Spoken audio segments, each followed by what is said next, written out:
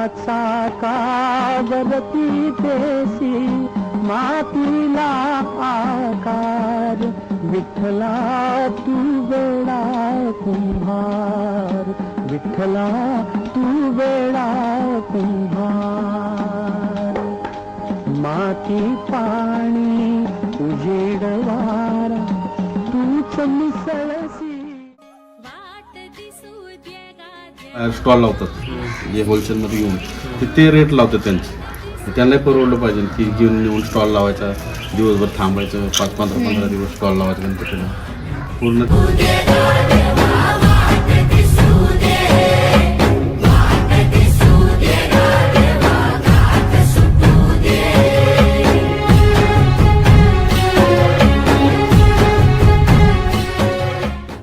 किती वर्ष झाले चालू? आता आमचे तरी 10 वर्ष. 10 वर्ष.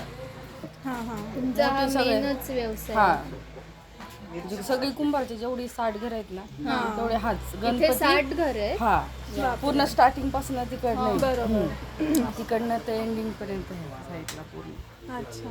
म्हणजे पुण्यातला कसबा पेठ नाही का? हो, आम्ही मग ते तिकडलीच लोक सगळी इकडे आले. इकडे शिफ्ट हा, झाले. म्हणजे त्यांना जागा दिलेल्या आहेत पुनर्वसन म्हणून नाही का? अच्छा, इथे गव्हर्नमेंटनेच इथे जागा दिल्यात का? त्या तुम्ही ऑनलाईन सेल करता का तुमचे? आता नवीन आता ह्याच्यामध्ये आले तर ऑनलाईन सेल करू शकतो आम्ही. करू शकता. हा, असं आहे. मग त्यासाठी तुम्हाला आमची काही मदत हवी असेल तर आम्ही करू शकतो. हो चालेल, काय प्रॉब्लेम नाही. कारण हा पारंपरिक व्यवसाय आपला बंद नाही झाला पाहिजे अशी आम्ही काळजी घेतो. तेच बरोबर. पहिल्यापासून आपण तेच केलं.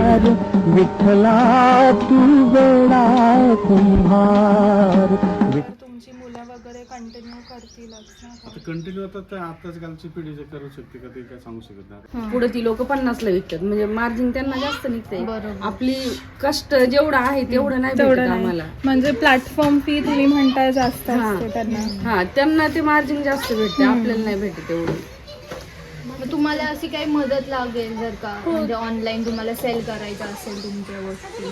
आणि हे कुंभारवाड्याला तुम्ही द्यायला जाता का? म्हणजे तिथे घेऊन जातात का कसब्या पेठ. कुंभार कसबा पेठेत? आमची दुकान आहेत ना पोरांची. अच्छा. मग तिथे तुम्ही हे म्हणजे विकायला पाठवता का?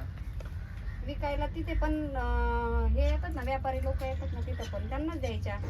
In the course of this assignment, our team has gained valuable insights and experiences. Engaging with the local community has provided us with a deeper understanding of their needs.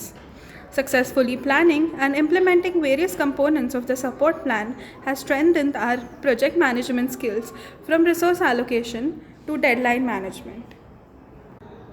We know efforts are being made for economic, social, and cultural revival of Kumbharwada. We have identified some points which can help in their revival. First, we need to conduct a proper need assessment, conduct interviews and surveys. Next, organize training programs with skilled trainers. Conduct effective market research and identify the latest pottery trends. We are very grateful to our teacher in charge, Professor Dr. Sharyu Bhakre ma'am, for giving us this opportunity to interact with the grassroots level entrepreneurs. Thank you.